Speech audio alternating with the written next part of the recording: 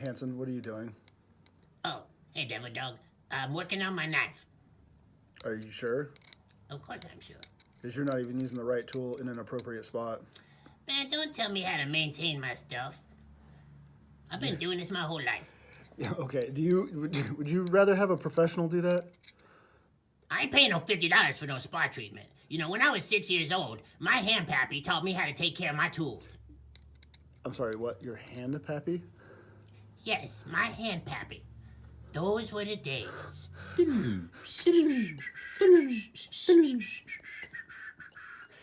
Hey, Handy, come give me a hand. Oh, hey, HandPappy. What you doing? I'm sharpening my knife. I want to teach you how to do it right. Oh, yes, please do. See, just scrape it on this stone. Across there several times. And then it will be sharp.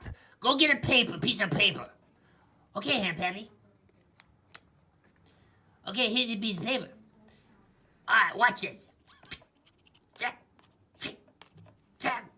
See? It's perfect. Handson. Handson. Handson. Oh. Is that your fingertip?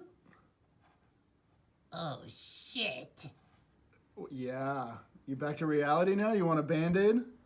No, just give me a spa treatment for this knife, please.